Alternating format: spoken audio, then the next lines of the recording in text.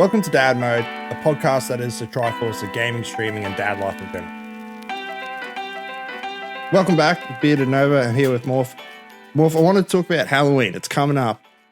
What's your favorite horror movies? Like, what's some of the old-time classics? What got you into it, I guess? Yeah, I don't, honestly, I don't know what got me into horror movies. I just know that I've loved them since I was a kid. About 13 or 14 is really when I started to watch them. And I just love them. I don't know what that says about me. What about you?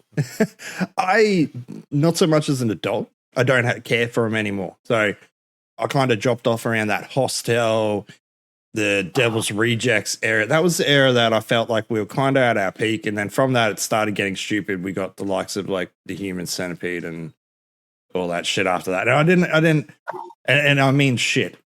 Both senses there. But that's where I dropped off. But as a kid, I remember watching, one of the distinct horror movies from my youngest memories I can think of is the scene from Friday the 13th where they're at the beach, where Freddy's coming through the sand and he's got his claws through the sand at the beach. I think it was like the second or third movie. And I remember seeing that at like a very young age. Didn't bother me. Like back then, I don't know, horror movies, they were good, they're scary, but it didn't bother me. I think It was probably the only one that got me as a kid for a while. There was It. Yeah, the original one. The original. I don't remember the original one that much. I can tell you the newer ones were scary. Even as someone who likes horror movies, the newer ones are scary as shit.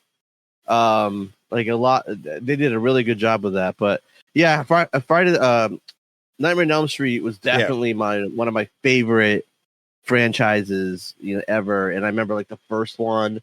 Again, I don't know how old I was, but it was freaking scary. Obviously, I didn't see it in the theater. I saw it on VHS at home. On video at home, but Back when parents didn't care what you rented out, as long as it didn't come from behind the curtains. Basically, I don't know what you're talking about, Bearded. No, but I've been a big fan of horror movies. I just did I did a stream last week on Twitch where I was ranking like a huge list of horror franchises, not movies, but horror franchises. And that was a lot of fun, and it like brought back a lot of memories. Oh yeah, that movie, it made me realize how much I still enjoy them. Unlike horror games, I can't do horror games, and I think it's because you're playing the game, you're controlling the character that's on screen, and like because I'm so in it, like I'm like, I know what's going to happen. I've seen hundreds of horror movies. I know what happens if I go in that door. I don't want to go in that door. You know what I mean? Have you ever thought about those pick your own adventure choice games, like the dark medium? I think is the range. I haven't. It's kind of like a horror playing out a horror movie, but you're not complete control of the characters. You make a lot more choices. Like, oh, this is happening. Do you save them? Do you jump? Maybe it's like quick time events. That's my limit of horror games. I don't mind them. Is there an option to use a phone to call Uber to go home? Because that's how I would like the adventure to end. Like when you played Mortuary Assistant, right? Yeah, I hated it. Yeah, I hated it too. I played for 2 hours and then all chat was yelling at me because they're like, just finish it. I'm like, no, I'm ending my stream. Yeah. But in the beginning, you're in spoiler alert. I don't know. You're in your apartment and then you got to go to the place, and I'm like, no. And everyone chats like, you have to go. That's the game. I'm like, I don't want to. Yeah. I don't want to leave my apartment. Yeah. So I tried getting into the car at one stage. I think I managed to get back into the car, and then it pushed me out of the car. It's the character's like, no, you're going in. You're going in. It's like, no, I'm going back in my car and I'm turning around. I'm going home. I think it was like the first time that I was doing the autopsy and like I saw the creature. Yeah. Right. Yeah. I left the funeral home and I went back to the car and like the game was like, no, you have to go back inside. I'm like, you should have locked the door then because I don't want to go back in. I tried the tactic in that game of just looking at the ground. I did too. Yeah. it worked really well, and I still got scared through it because as I was looking at the ground, it decided to push me over in one stage. Your mod was watching me. I punched my stream deck in freak out because I'm looking at the ground, walking around feeling so confident and cocksure of myself. And the next thing you know, it fucking pushes me backwards onto the ground. It scared the crap out of me because I'm like, if I can't see it, it can't see me. I'm all right. I can get through this. Right. That's what I heard. I heard that like in that game, the longer you stare at it, right? So I'm like, so I would see its feet, and I'm just backing up, looking at its feet. You know what I mean? And thinking I'm not looking at its face. Yeah. And so I think I'm good. Yeah. But once I use the turn to corner tactic, where I'm like, oh, I know where it's happening. I'm just going to put my head in the corner of this room, and I can't see anything. It turned me around. Really? You had a very aggressive ghost. The ghost, when I did it, like it didn't do that to me. Honestly, maybe I didn't get far enough, but like I think it was the third day. It would be there, but yeah. I pushed through to like the third shift or something, doing it again, or like because you can go. It's multiple. There's multiple playthroughs. Yeah, I didn't finish the first shift. I think I got through to like the second. I got to identifying the ghost twice. Both times failed.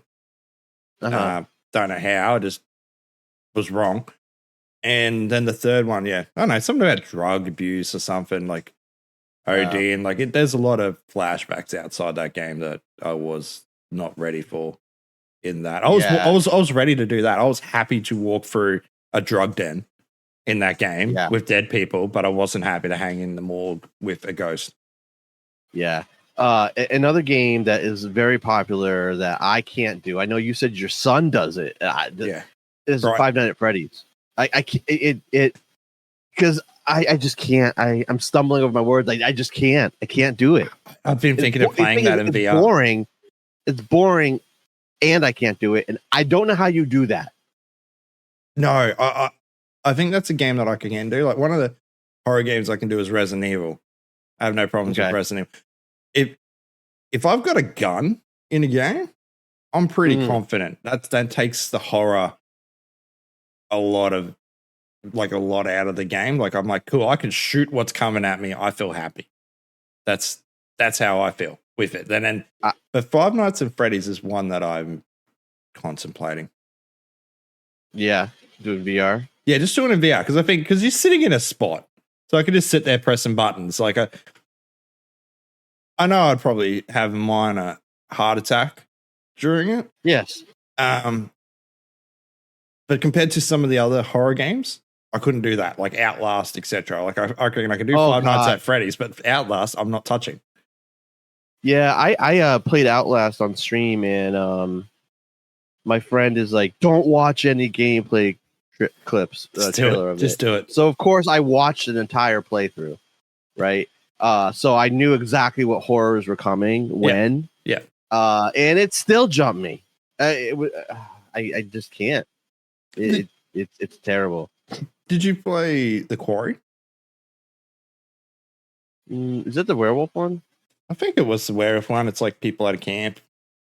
Yeah, I saw Daily Dad, we're going to interview pretty soon. I saw the Daily Dad play that, and it didn't scare me. So it was very story driven. Yeah, and that's what I was talking about, that Dark Median series. Oh, okay. It's like that. There's just continuing stories where it's 6 characters, your choices might kill someone. There's like a killer, like a ghost boat, etc. So that's a more relaxed game, I guess. Like you're not. It's more like watching a movie and just picking the choices, and then every so often you would have that quick time event where you're running away from the killer.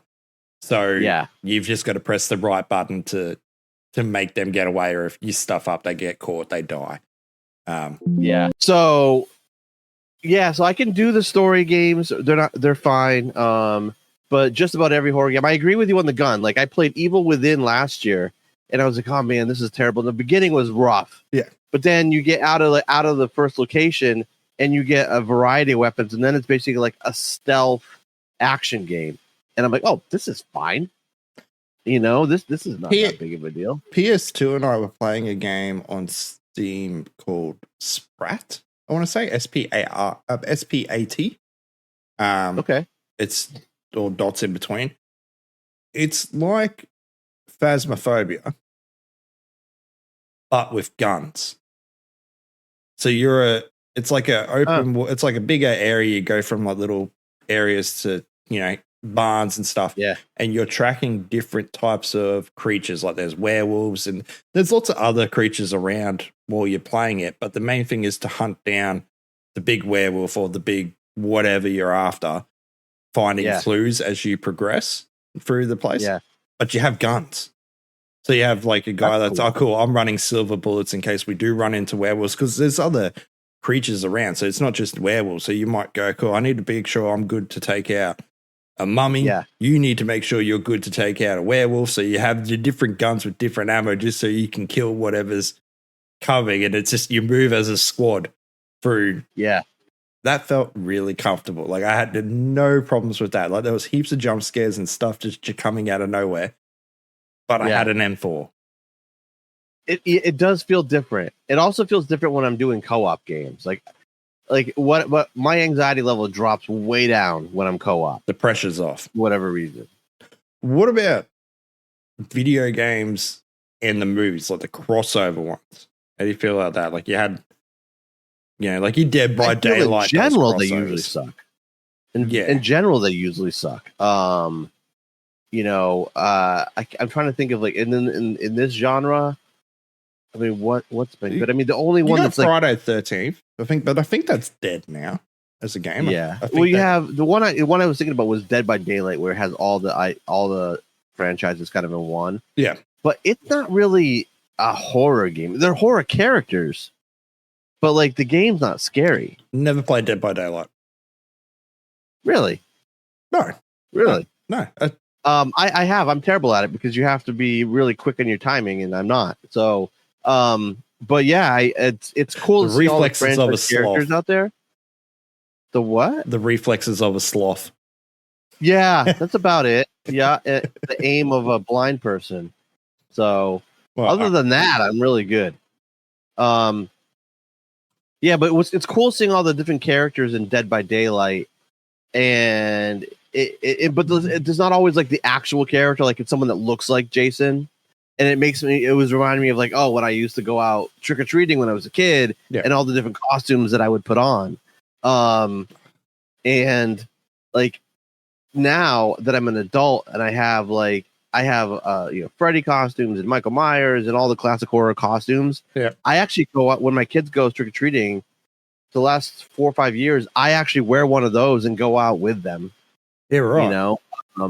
It's a lot of fun, and I don't obviously go to the door and get candy. I can steal my kids. I go out simply to scare the other children in the neighborhood. I turn the lights off at my house and keep the candy that my wife brought for the kids. Yeah, we call it. We either call it the parent tax or the Halloween tax. Yeah. Parent tax. I tax everything in this house. As the hand comes out, come on, you know what you got to give me. This isn't good enough. You need to give me something more. Yeah, when they were really little and they didn't know better, we took about 85%. I'm not kidding. And I know there's some parents out there like, oh my God, I can't believe you did that. And the rest of you are like, well, yeah, that sounds about right. You probably paid for it anyway, pretty much. But that's the reality of working, really. Like when teenagers, when they start their jobs, it pays minimum, because they take most of the money. The business goes, I don't need to pay them that much. So it's the real. As you get older, you pay less. Exactly. You know what? I'm teaching them life lessons. Right? I'm teaching them life lessons. Now, my older son is getting smarter about it, and like one of my favorites is Reese's peanut butter cups. Yep. And he doesn't love those. I don't know how he's related to me, but anyway. So he's like, hey, if I give you all the Reese's peanut butter cups that I get, will you leave the other stuff alone? And I'm like, for me, that works. But now you need to negotiate with your mom because it's not a package deal here. She has what she likes and I have what I like, bud. So figure it out. See, Halloween is different here. Okay. So growing up, we didn't do Halloween. That's an American thing. As I got older through young adult, late teenager drinking era, I guess. Yep. Halloween is used for that age group to dress up and get drunk at someone's house. That's what Halloween was. Now that I'm older and have children, it's all changed again. So a lot of TV and that has influenced us. So Halloween is actually a thing here now, where if I went back 15 years ago, it wasn't.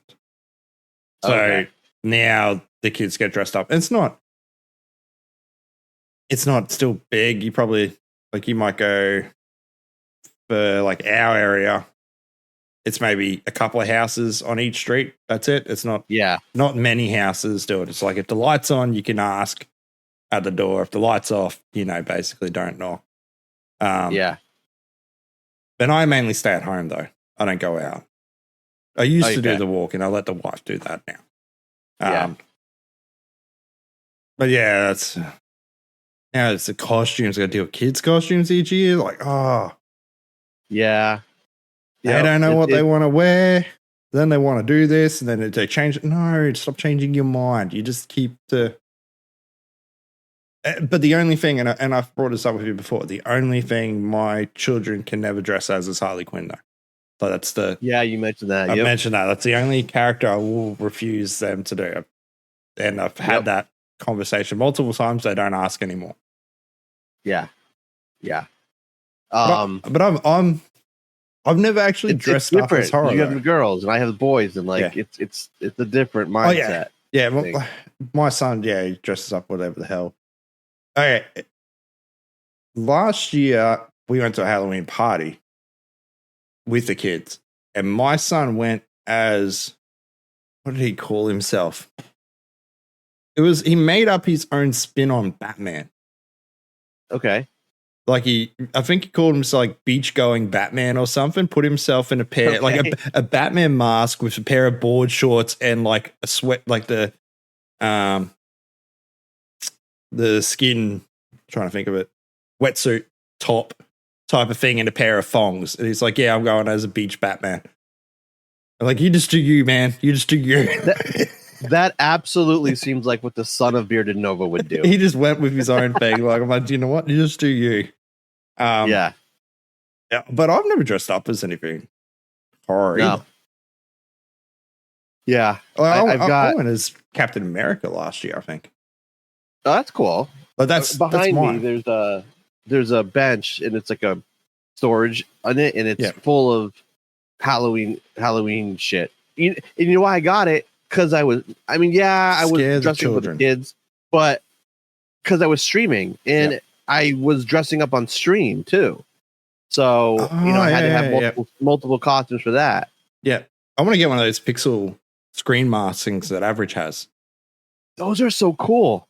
He put my face on one. He did my face on one too. I rocked him to his stream. He goes, "Hold on, give me a second," and came back. I'm like, "What is this?" Yeah, that's so funny. That's so funny. This year, I think again I'll stay home and just send the wife out, and I'll just man the door. Just my Halloween plan. No one comes to my house ever. No.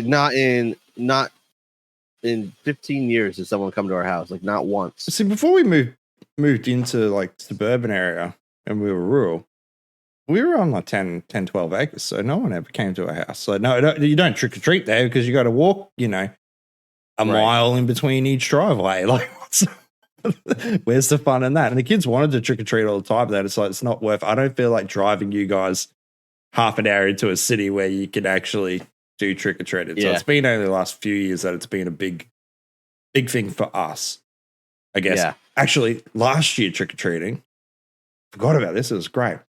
Wife left. They ended up going a few suburbs over with kids and their friends to do it there. Yep. I'm at home by myself. I think I was just editing and making TikToks or something at home, like nothing major. And I kept just feeding the door as it came by. And this kid knocked on my door and ran.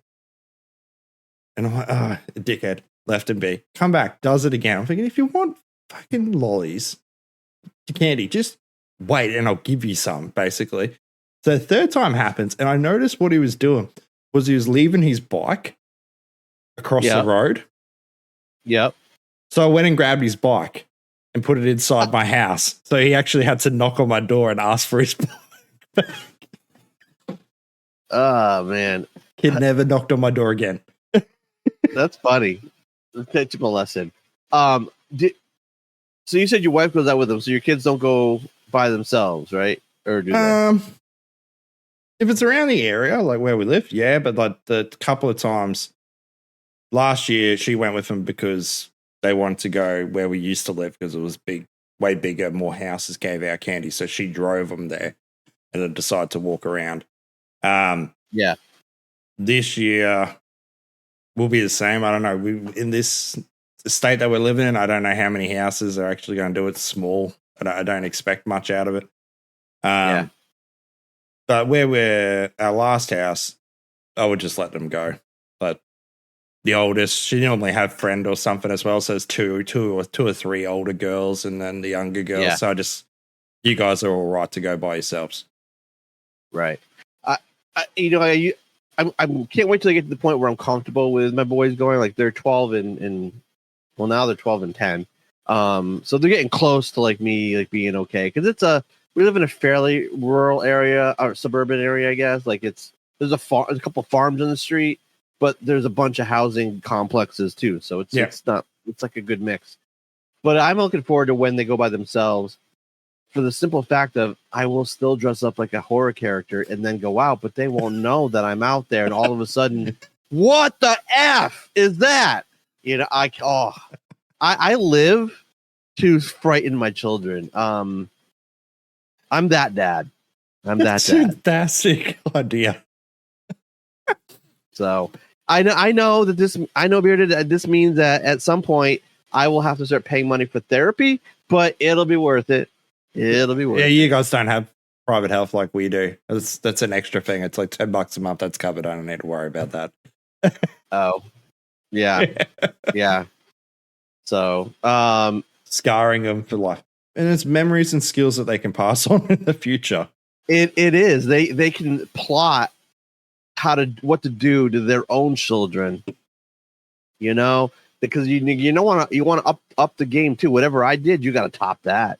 You got to top that. Yeah.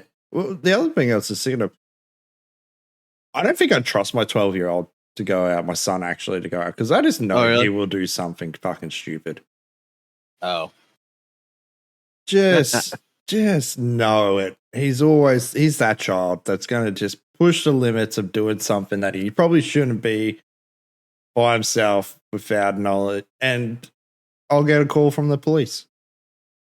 Oh, I expect him to be the child that has the police called on him, or he runs home and he's panting because the police are out looking for him and he's managed to escape from like GTA.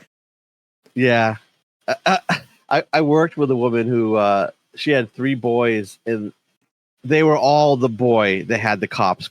Yeah. Like, they were good kids, but they just loved causing little problems. Just little play-ups. Yeah, that's what I mean. I don't expect my son to go do something stupid, like really worth it. But I could see someone walking down the street and seeing, a skeleton decoration, and then punching the skeleton's head off just to see if it would fall off, and then find it hilarious. And next thing you know, he's up for vandalism. That's what I expect my son to do. Right. And if you expect it, it probably will happen. And I'm assuming you're saying that because that's what you probably would have done. 100%. I would have done that if I was his age. I think that's the thing too. Like all the things that I'm afraid of my son doing are all things that I did, and I'm like, oh no, don't do that. I'm lucky I'm alive, man. It sounds bad. It's a horrible thing because I know Peter will probably come after me after this one. But we were out 18, 19 because our drinking age is younger here. In town, and I remember we were walking along and there was a possum on the fence. Okay. And my friend goes, watch this, I'm going to hit the possum. And he ran up to the fence and punched it. Technically, the possum should have run away, but he managed to connect the possum and just punch it flying off the fence. To me, that's fucking hilarious. And that's something I know my son would probably do. Like that's the type of trouble I expect him to get into, is just running up and punching a possum while he's drunk. To see if he can actually hit an animal while he's drunk. Yeah, that's the level I expect my child to do stupid shit like that. Yeah. We try to teach them better than us, but like I think it's like genetic or something. I don't know. My expectations are here. Yeah. You got to set them right. I know that's better, but yeah, I don't know. Halloween this year, I know is going to be I think it's going to be a quiet one for me. Yeah. Yeah. So it's what we got? We got one boy dressing up as a ring wraith from Lord of the Rings. Yep. I mean Harry Potter. That's cool. And my older boy is borrowing my Leatherface costume. Okay. Yeah. So they're both going with scary this year. I think it's kind of cool. The girls will go as something real basic. They don't try something what? It's really basic. Like, I'm just going to put some. I'm going to put some angel wings on, and I'll be an angel. Something. That's kind of the extent I get. However, one of my daughter's friends, one of the younger ones, she's more adventurous with the stuff that she says. So I look forward to what she tells me she's going to dress up as, because I know it'll be good. Like, when she comes back, she'll come in and go, I'm going to cover myself in blood and be a bloody ghoul or something. And I'm like, that's kind of, she's cool. That's cool. Yeah. That's cool. I'm now, is this one of the friends that you think is one? No, is like younger. This one, I do know her very well. I'm used to her. Yeah. She's got the sarcasm that my children don't. That I appreciate it, because you can make fun of her and she'll give that little bit back to you. Like, just speak a little bit of shit. It's all fun shit though. Like, I saw something the other day when I was dropping the kids off, and I'm like, oh, look, the cops are here because they're doing a speed camera to make sure you're slowing down for the school zones. And I'm like, oh, look, the cops are here. They're probably after your friend. And she goes, no, they're not. And then next thing you notice, her mum's dropping her off behind us. I said, oh, you better get out and tell her that she got dropped off at school just to avoid the police. Then I could see my daughter telling her that as I was driving off, and her face is at the car looking at me, just giving me this look like, get stuffed. This is not, I'm not here. The cops ain't here for me. Like, I can do that with her. So I like that. Yeah. Yeah. That's funny. So what other games, I'm back to a little bit of streaming here. What games are you playing for the rest of the month? I wanted to get that in on this episode. Sure. I've been very organized the first 2 years of my streaming, and I'm very disorganized this year. Like, I had everything planned out, scheduled, posted on Twitter, like what I was doing every stream. And this year, every stream, I'm like, what am I going to do next time? I don't know. So I know we're going to do Phasmo. I know you and I, and probably Goulet, and I'm thinking Average, if he can join, we'll probably all do Phasmo one night. Yeah. But other than that, I don't really know what games. It's gonna be, like I said, it's gonna be a lot of co-op. So Morph doesn't have a heart attack. Look after us. But I don't know what games. Yeah. Okay. Yeah, I'd said I don't normally do anything for Halloween. Yeah. For October. I shouldn't, because it kills my stream average every single year. Yeah. Does it? It does. It does. It comes down. I take a hit every single October, to the point where, like, every year it ends, I'm like, I'm not gonna do this again. I want my numbers up, but this year I don't care. It doesn't matter to me. So I'm like, I'm just gonna do it because some people enjoy it. Yeah. All right. Well, no, I'll probably do that 5 nights at Freddy's, and I might not even do that in October. I could do that next month. For all I care. It's mainly. And I was talking to Average the other day, because I had an appearance on the Average Chatter about games and content. And I said, look, I'd like to get more back into VR, coming back into the space, covering more VR stuff. Only because I feel like there's a void in content there where I could cover that bit more. But the problem with VR and streaming is there's not that much titles that got viewership on Twitch. Right. So there's some amazing games that I like, that I love to stream, but it's okay, this only has 100 people following the channel. Yeah. And no one's streaming the game, or to one person streaming the game to one person. So it's like, do I push for it or do I not? And that's why Five Nights. It feels at... like you're a live space at that point. Yeah. And that's why Five Nights at Freddy's. I couldn't use this. Well, Five Nights at Freddy's falls into that category because I looked at it. VR chat's massive. And then next to that, you start dropping off big. VR chat's, 4,500 viewers. And then it's really tapers off. So Five Nights at Freddy's, I can at least put that game into the normal Five Nights at Freddy's category and then play it as VR instead of labeling the VR. So I was looking at games that have a VR title to it, a VR exception, but I can put it into the category like Phasmo. Phasmo has VR and normal, so that's an okay game to stream in VR. No Man's Sky, I could do that because I can put VR No Man's Sky into just No Man's Sky. Do you find that your viewership is better if you just keep it in normal category, or do people? It would be better. It would be better. It gets normal, and all of a sudden it's VR.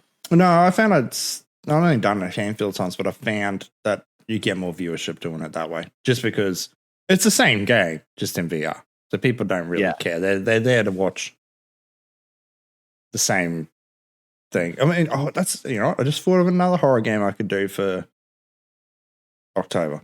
Subnautica. What? That's a horror game? Technically. It's survival horror because you got sea creatures. The deeper you go, you got stuff that's trying to kill you. My wife got it for our kids for the Switch because she thought it looked like a fun exploration game. I don't know much about it. Should I not have them play it that long? No, I think that'd be fine. Like it's no, do your kids swim in the ocean? I guess that's the question. They won't after this, probably. Probably not. But no, at the top it's like, all right, and then there's a couple little sharks underneath. Like the deeper you go, the weirder the creatures get. That's all. Like, it's kind of like Minecraft, really. Okay. All right. But instead, I'll have fun watching them play it then. Just listen out to a scream. Yeah. But so when I hear the screams, like, all right, maybe shut it off. They've dropped to 100 feet. No. Yeah.